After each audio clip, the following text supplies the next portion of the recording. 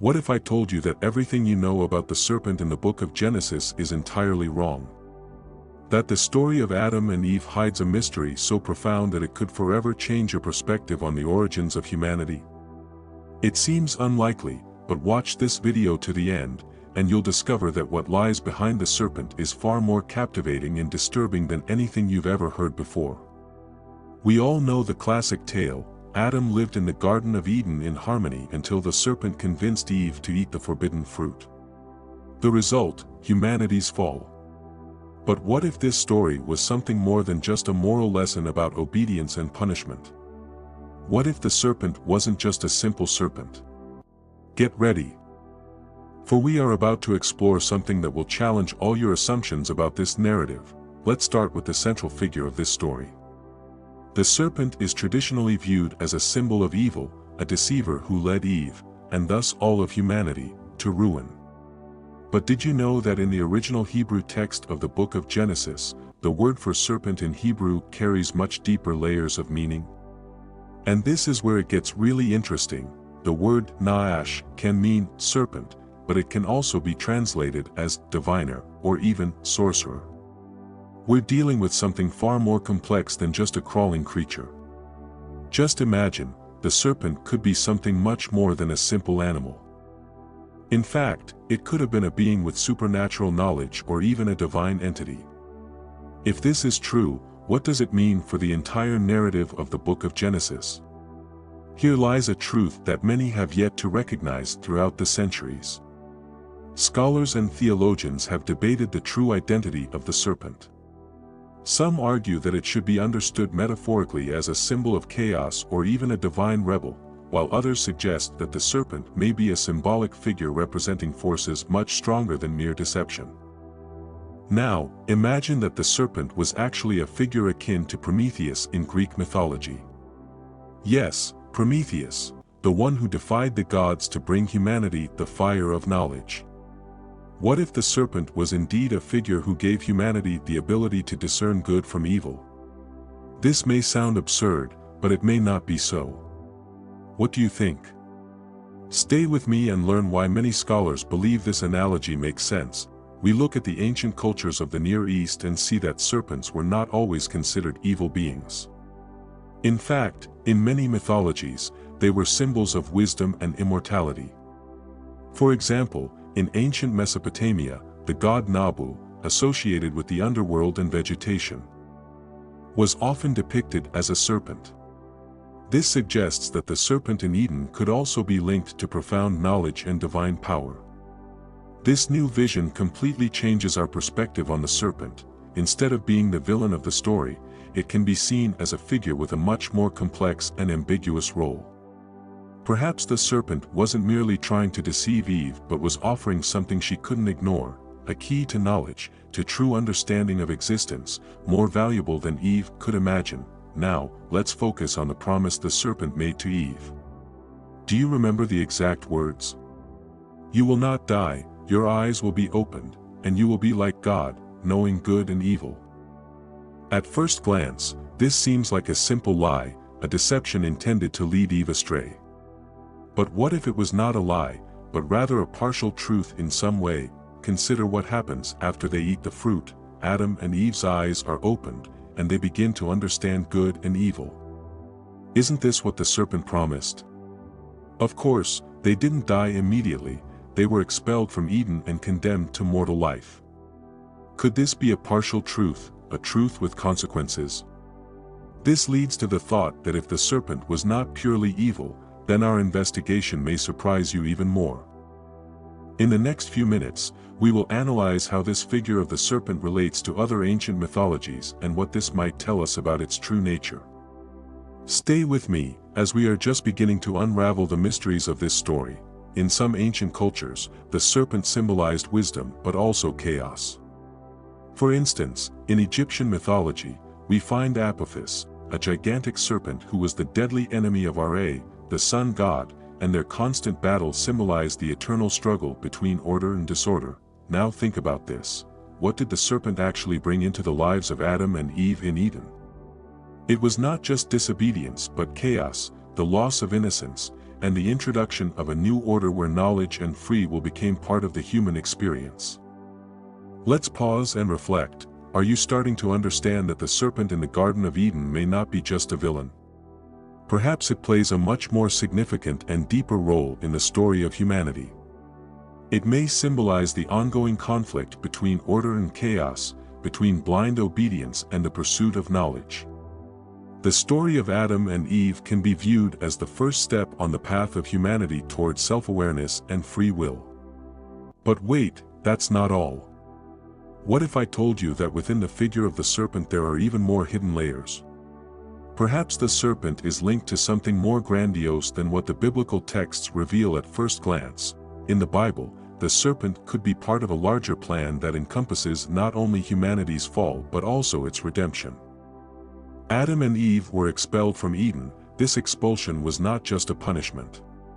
In fact, it may have been the beginning of something much greater. Have you ever wondered why God allowed this? What if the serpent knew what would happen? What if by offering the fruit to Eve, it somehow initiated a cycle that would lead to the full development of humanity?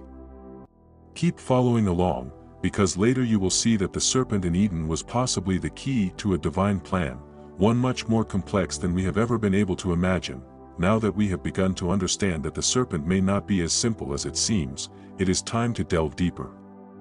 I will reveal that the serpent in the book of Genesis may symbolize primordial chaos. Yes, chaos. But before you relate this to something negative, let me explain. In many ancient cultures, chaos was not only destructive but also a starting point for creation, and this leads us to a new question. What might this say about paradise in the Garden of Eden? In mythology, for example, in Babylonian mythology, there is the monster Tiamat, a serpent or dragon symbolizing primordial chaos. This force that Marduk, the god of order, must defeat to create the world. Likewise, in Norse mythology, Jormungandr, the Midgard serpent, encircles the world and threatens to destroy it during Ragnarok, the Norse apocalypse. Do you see a pattern here? Serpents, chaos, creation, and what it has to do with existence. Much more than you can imagine. What happens when Eve and Adam eat the fruit? The order that existed in the garden is disrupted. But what comes in its place? Humanity gains consciousness. The chaos of disobedience and the fall of innocence brings a new order, a knowledge and choice order. This idea may seem astonishing, but it makes sense when we look at the narrative of the book of Genesis. In a new light, think before eating the fruit. Adam and Eve lived in a state of innocence, unaware of good and evil, unashamed of their nakedness. Their existence was pure obedience to God. But when they ate the fruit, their eyes were opened, and they gained knowledge, along with responsibility. Eating the fruit may have been not just an act of destruction but a catalyst for transformation. In many ancient traditions, chaos was not viewed merely as something negative, it was a driving force for change, and we see that here. The serpent, symbolizing chaos, also gave humanity the impetus needed for development. Adam and Eve would have remained in ignorance. Along with new knowledge, they began to face dilemmas and challenges that shaped human destiny. But wait, that's not all. I want you to consider, what if the serpent was not just a symbol of chaos, but also of knowledge? This knowledge always has consequences. The pursuit of knowledge is both a blessing and a curse. Is this not what we see again and again? In the history of humanity, curiosity has led us to great discoveries. But it has also brought unexpected trials. Now you understand how this story relates to the human condition. One can view the knowledge and curiosity that drives us but also places us in risky situations. Thus, the figure of the serpent in being transforms into something much deeper. It represents humanity's desire to transcend, to seek more than was given. We are still only beginning to explore the layers of this narrative. Stay with me, for below we will understand how the serpent could be part of a much larger plan, a divine plan that included not only humanity's fall but also its redemption. Adam and Eve were expelled from the garden, but was that the end of the story, or just the beginning of something much greater? You are about to find out. We have already begun to realize that the serpent in the Garden of Eden is not as simple as it seems. The figure that may seem deceptive at first hides deeper layers of what the serpent truly embodied and what its true purpose was. Get ready, for what you are about to discover will make you question not only the story of Adam and Eve but also the role the serpent played in all of human creation. I can assure you that you won't want to leave now, because we are about to explore. We have examined the possibility that the serpent may symbolize chaos or knowledge. But what if I told you that the serpent might actually be part of a much grander plan, possibly involving God himself? Yes, this may sound strange, but stay with me, for within the biblical text itself are hints suggesting something far grander than mere humanity's fall. First, let's consider a question that few raise. Why did God allow the serpent to have access to Adam and Eve at all? Think about it, God is all-knowing, and what if the serpent played an important role in humanity's development? What if he was actually a fundamental part of the divine plan to transform humanity into something greater? You may wonder how this could have been possible. To understand this, we need to look more closely at the concept of free will in the narrative. Adam and Eve had the option to choose. They didn't have to eat the fruit, the serpent didn't force them, they made the decision to disobey God on their own. This indicates that free will was an integral part of human creation. But here's the critical point, free will only makes sense if there is the possibility of disobedience. Without that choice, without that temptation, Adam and Eve would have been doomed to automatic obedience. Did God want something more complex for humanity? The serpent, in this context, acts as a catalyst for this choice, representing an opportunity for Adam and Eve to fully exercise free will. And here is the most intriguing point. What if the serpent knew this from the very beginning? What if, by offering the fruit to Eve, the serpent pursued a much greater goal? I will show you why this idea makes more sense than it seems, but first, let me ask you a question. Have you ever wondered whether the serpent's temptation was something outside of God's control, or was it part of the divine plan from the very beginning? Stay with us, for we are about to delve deeply into this question. In the very text of Genesis, after the fall of Adam and Eve, God makes a fascinating statement. Behold, the man has become like one of us, knowing good and evil. Stop for a moment and think about this. Before the fall, Adam and Eve lived in a state of innocence, unable to distinguish good from evil. But by eating the fruit, they acquired this ability. Does this remind you of anything?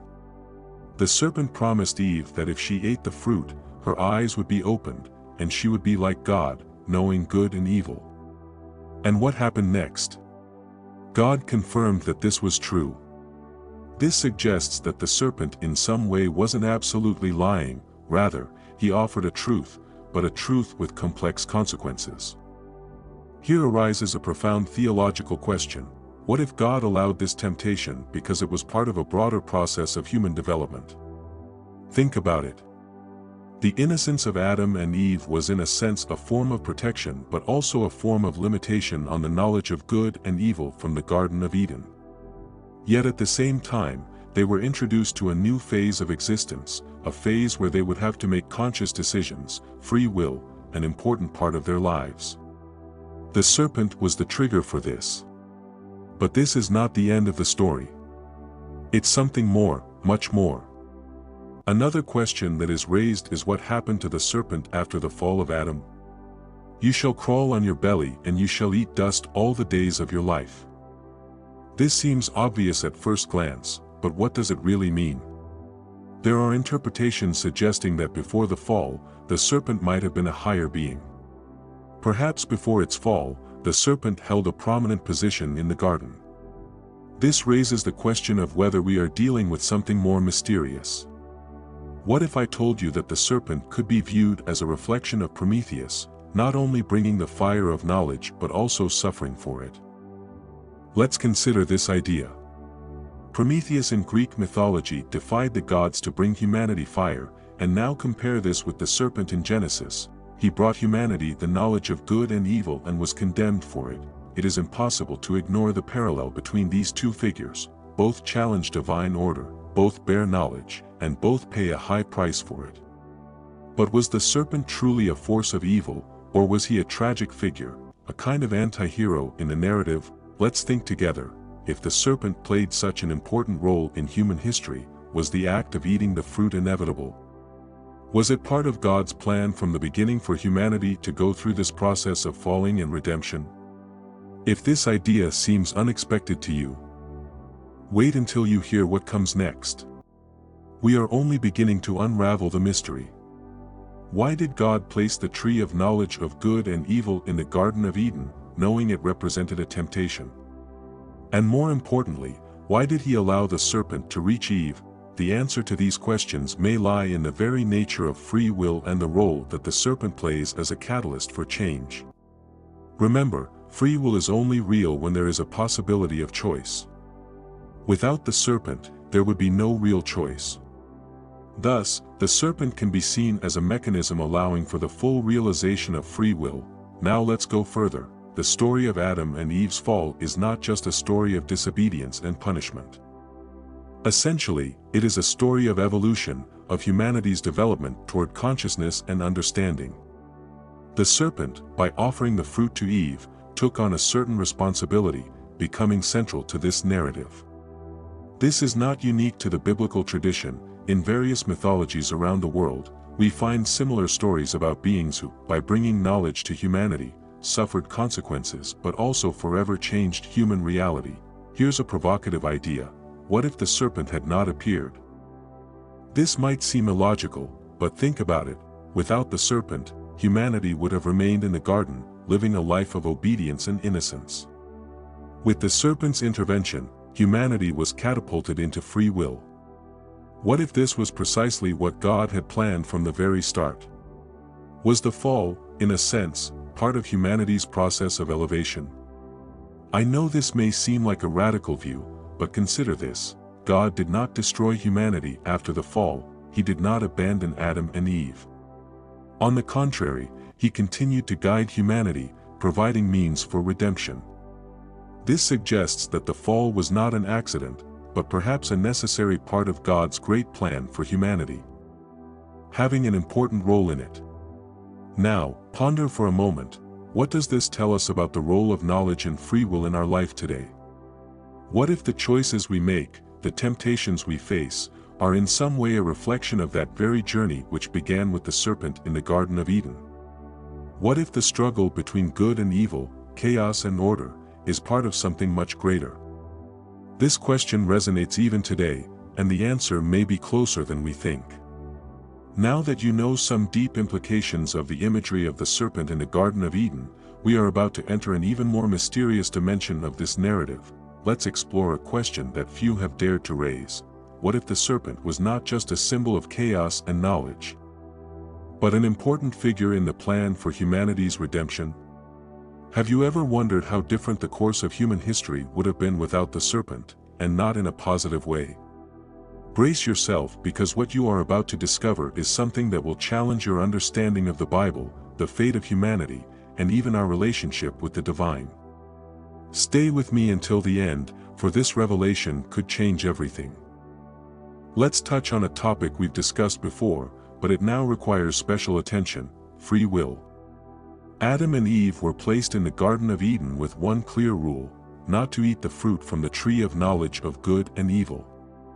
And we know that under the influence of the serpent, Eve did not obey this rule, leading to humanity's fall. But think for a moment, why would God place this tree in the midst of the garden, knowing about the temptation? Moreover, why did he allow the serpent, the embodiment of temptation, access to Adam and Eve? Was this event merely a mistake, a failure of the divine plan, or, as we will now explore, was this exactly what God had planned from the very beginning? Before we answer this question, let me ask you another. Have you ever considered what the true purpose of creation was? Certainly, God wanted obedient humanity, but did he want blind obedience without questions, without conscience? Or did he desire a creation that would ultimately gain wisdom, insight, and responsibility over time? What you are about to discover may surprise you. the fall was not the end of the relationship between God and humanity, it was the beginning of something greater that led humanity to its ultimate destiny. But what will that destiny be? To answer that question, we need to go back to the text of Genesis. After Adam and Eve ate the fruit, God says, "Now the man has become like one of us, knowing good and evil." Here is the crucial moment. Humanity, having gained this knowledge, began to possess a characteristic that was previously exclusive to the divine. Think about this. Before eating the fruit, Adam and Eve lacked insight. Yes, they were innocent, but also ignorant in many ways. The serpent, by offering the fruit, offered them something that would elevate them to a new level of existence, and this elevation had consequences. It's true that they were expelled from the garden, but along with that expulsion came the responsibility of building their own story.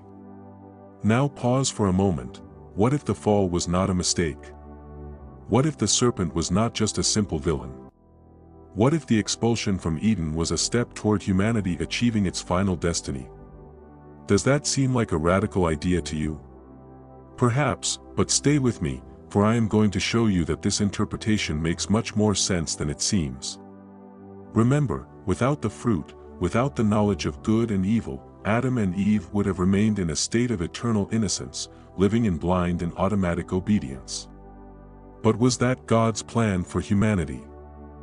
Or did he want his creation to become something greater, something capable of making conscious choices and growing through its decisions? Think about this for a moment. God gave humanity free will, and free will only makes sense if there is a possibility of choice. And this choice, as we've seen, became real only because of the serpent. Let's take one more step. If the serpent was part of this great plan, then its presence in the garden was neither coincidence nor mistake. It was there for a reason. What if that reason was precisely to offer humanity the opportunity to transcend its initial innocence and enter into a process of moral growth? This idea may be hard to accept at first glance.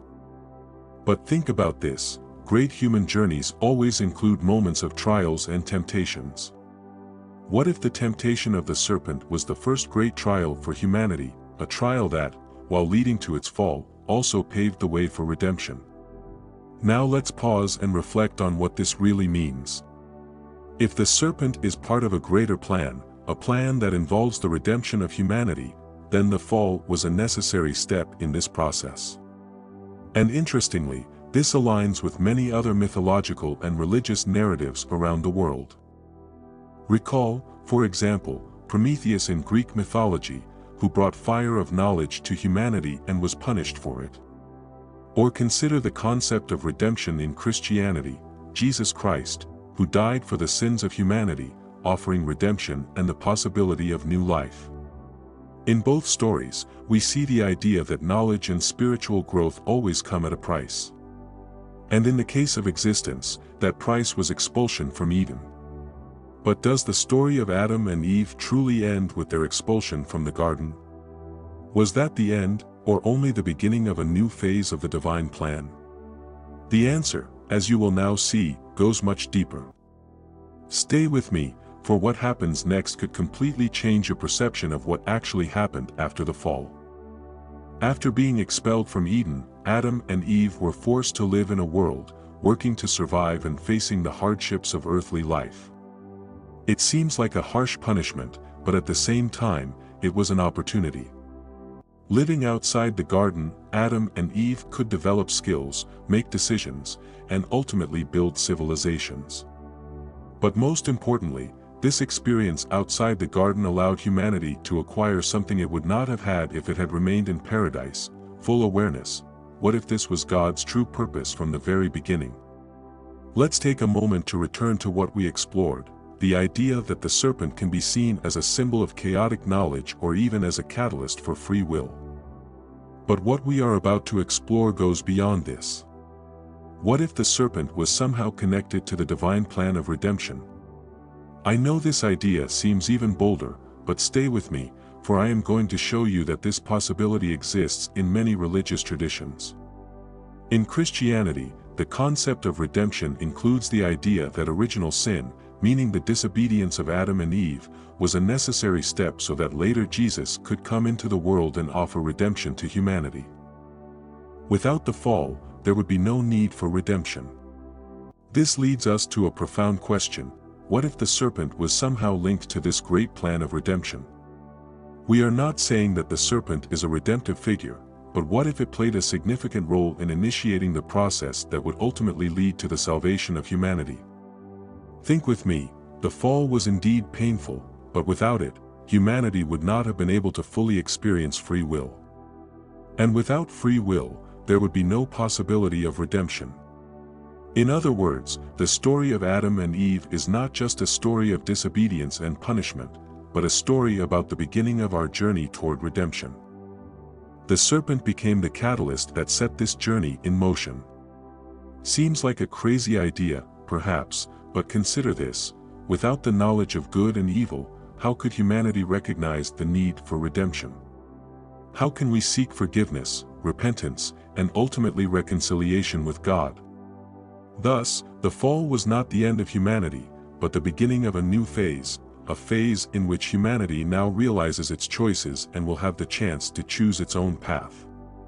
And it is at this moment that the story of the serpent and the fall begins to intertwine with the idea of redemption. But don't think this is where it ends. There are still several layers of this story that we need to examine. Remember the curse that God placed upon the serpent: "On your belly you shall go, and you shall eat dust all the days of your life." Many interpret this as a direct punishment for the serpent. But what if this curse has something more symbolic? What if, just as Adam and Eve were expelled from the garden, the serpent was given a new role? Perhaps the serpent, after the fall, became a symbol of continuous temptation in human life, a constant reminder that will be present, and that the struggle between good and evil, between knowledge and ignorance, will continue to define the path of humanity. Think about it: before the fall, the serpent walked freely in the garden, but afterwards was doomed to crawl and eat dust. Does this not mean that the serpent, like humanity, was transformed as a result of the fall and came to represent something greater than its original form? If the serpent was previously considered a being offering temptation and the price that forbidden knowledge brings, it simultaneously remains part of the human journey, a figure that forces us to choose between good and evil, between obedience and disobedience. And here is the final question we need to explore: what if the role of the serpent endures? What if, just like in the Garden of Eden, we all experience the temptation to make choices that will determine our fate? This really makes one think, doesn't it? The figure of the serpent is not confined merely to an ancient narrative. It may well be a symbolic representation of our ongoing struggle with free will, temptation, knowledge, chaos. All of these aspects continue to be present in our lives. We can view them as reflections of our personal journeys. We have reached the crucial moment we have been discussing so far: the role of the serpent as a symbol of chaos. Temptation and knowledge has brought us to this point. But there is one last question to answer, perhaps the most important of all: what is the true knowledge of the serpent for human nature and, more importantly, for the future of our species and our relationships with the divine? If you found the revelations profound, be ready, because what we are about to explore goes much further. I will show you that the story of the serpent in the Garden of Eden is not just a myth from the past. It has direct implications for our present and, more importantly, for our future. Stay with me until the end, because you will uncover truths that could change everything. Have you ever wondered why the serpent was used as a symbol of temptation in Eden? It could have been any other animal or mystical figure, but the choice of the serpent was not random. Throughout human history, serpents have always been viewed ambiguously, sometimes as creatures of wisdom, sometimes as symbols of betrayal and deceit. But many do not realize that the imagery of the serpent is directly linked to our psyche, to our collective unconscious, carrying meanings that date back to the dawn of civilization. In ancient cultures, the serpent was often associated with the cycle of life, death, and rebirth. In some traditions, the serpent's ability to shed its skin made it a symbol of transformation and renewal. Does this give us a key to understanding the true role of the serpent in existence, Consider this: after the fall, Adam and Eve did not die immediately, but something within them radically changed. They exchanged innocence for a new understanding of reality, much like a snake shedding its skin, beginning the process of transformation. From innocence to consciousness, from obedience to responsibility for their choices. In some mystical traditions, the serpent is a symbol of the spiritual energy inherent in every person. In Hinduism, for example, the serpent Kundalini is seen as spiritual energy that, when awakened, leads to enlightenment. Does the serpent in the Garden of Eden represent something similar, something far more powerful than mere temptation? Think about the serpent's words: "You will not surely die, your eyes will be opened, and you will be like God, knowing good and evil." Now consider this: the serpent actually promised something more than simple disobedience. It offered humanity the opportunity to know God. And what does this mean? We know that God in Genesis is described as all-knowing, knowledgeable of good and evil. By eating the fruit, Adam and Eve gained the same ability to discern. They became, in a sense, like God, capable of making conscious choices and distinguishing between good and evil. But was this knowledge a blessing or a curse? This is a central question that invites contemplation. What you will discover may be far more astonishing than you can imagine. To fully understand this, we need to examine the concept of duality in the narrative of Genesis. The serpent offers a fruit that brings the knowledge of good and evil, but until then, Adam and Eve did not know this duality and lived in a state of unity. By eating the fruit, they found themselves in a world of opposites: good and evil, light and darkness, life and death. The serpent not only introduced humanity to knowledge but also to the duality of existence. Think about this: everything we know in life is based on duality. We cannot understand light without knowing darkness, we cannot value life without the presence of death. And we cannot understand good without experiencing evil. By offering the fruit, the serpent acquainted humanity with this dual reality. And this leads us to an even deeper question: what if duality was an essential part of God's plan? What if good and evil were necessary for the spiritual growth of humanity? At first, this idea may seem unsettling, but stay with me because what comes next will make you rethink everything. If the fall led humanity to the knowledge of good and evil, then redemption would not simply be a return to innocence, but an elevation to a higher state of consciousness. Think about it: humanity, in its fall, not only lost its innocence but also gained something valuable: the ability to discern. This is not merely the forgiveness of sins. What if it is actually a process of integrating duality within us, learning to live in balance between good and evil? This idea may seem radical, but it makes sense if we look at the narrative of the book of Genesis. Overall, Adam and Eve were expelled from Eden, but that is not the end of the story. Humanity continued its journey, facing challenges, and here lies the most important point: redemption. In a biblical sense, it is not just a return to a state of original purity, but a reconciliation of humanity with God, a process that involves acknowledging our duality and seeking balance. Now, let's return to the figure of the serpent. Up to now, we have explored the possibility that the serpent can be seen as a symbolic figure of transformation and spiritual awakening. What if the serpent represented something more personal for each of us? Think about it. The serpent in the Genesis narrative serves as the catalyst for choice. It presents Eve with the option to follow God's command or seek knowledge. And what does this tell us about ourselves? The truth is that all of us, at some point, face a similar choice. We all encounter moments when we are tempted to go beyond what is permitted and seek something greater. This choice defines who we are. What if the serpent is a symbol of the temptations we face in our lives? This struggle, in turn, is part of our spiritual journey. Here is a point that is often overlooked: the concept of temptation should not be viewed strictly as something negative. What if the serpent symbolizes the temptations we encounter in our lives? What if it represents an ongoing task of making decisions that determine our fate? Consider that humanity, starting from Eden, has faced moral dilemmas, a struggle between good and evil. And this is not something that happened in the past, it continues to happen every day in our lives. Thus, the serpent is not merely a figure from the past but symbolizes the inner struggle each of us faces. This struggle is, in turn, part of our spiritual journey. Here is a point that is often ignored: the concept of temptations should not be viewed merely as something purely negative. In fact, temptation can be seen as an opportunity.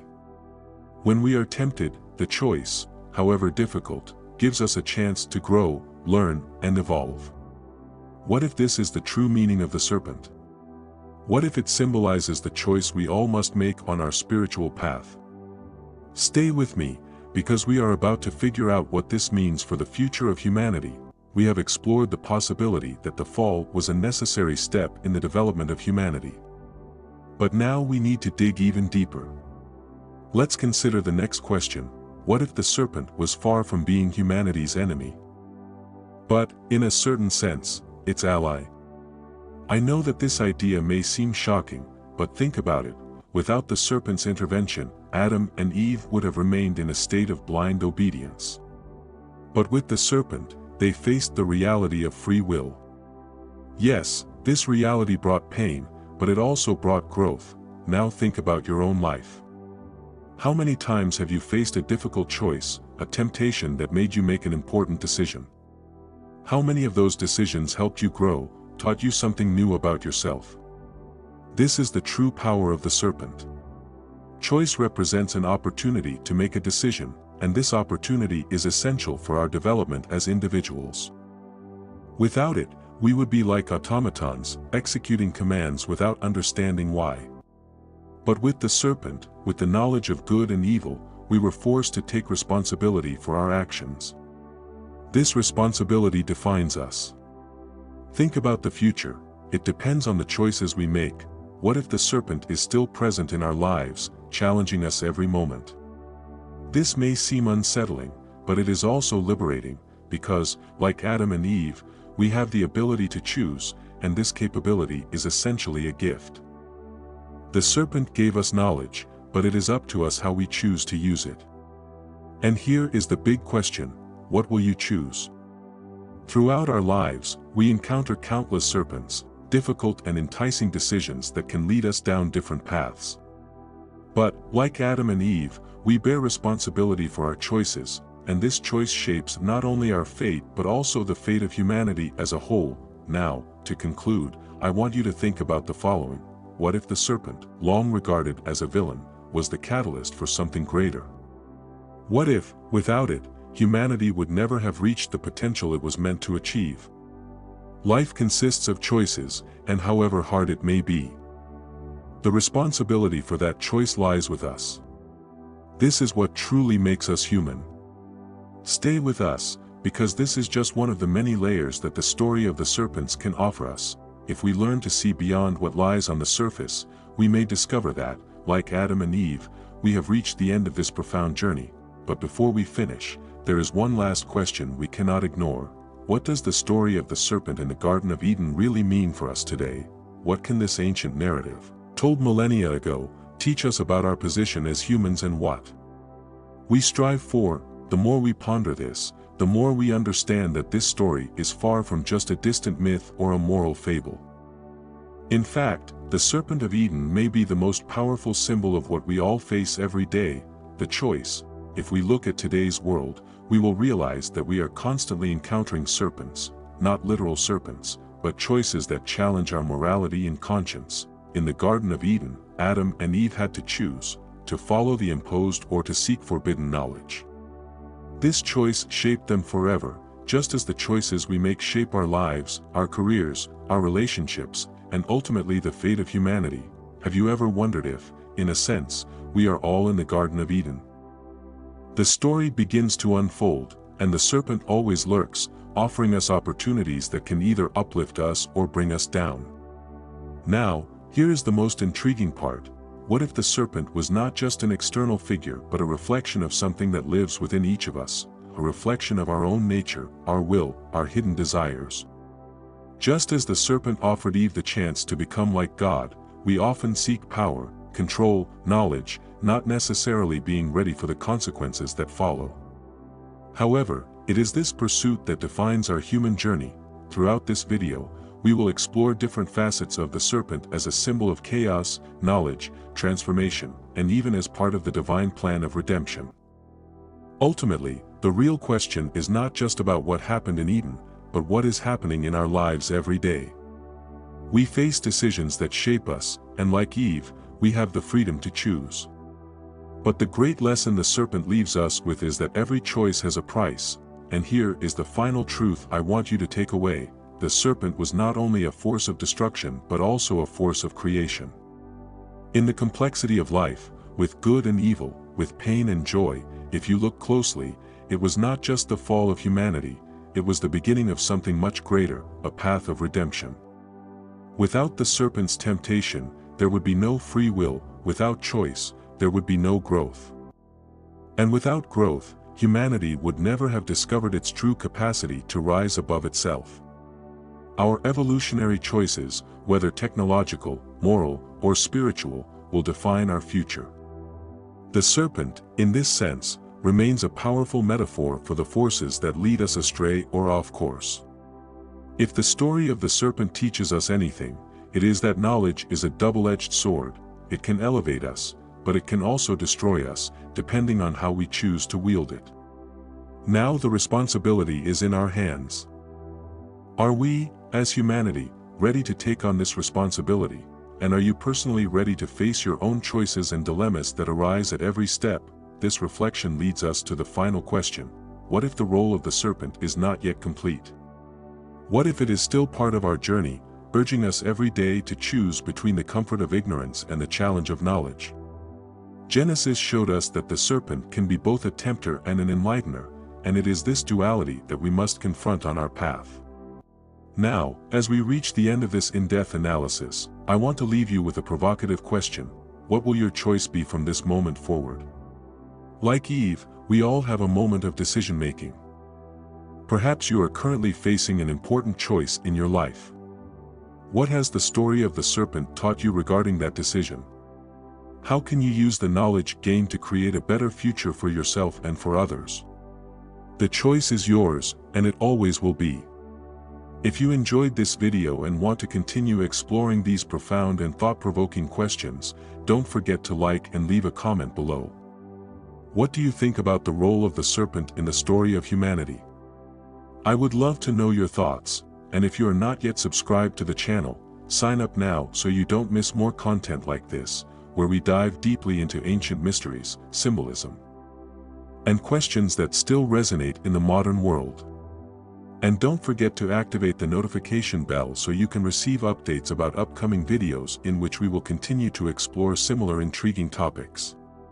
Your participation is crucial for providing food for thought and in-depth content.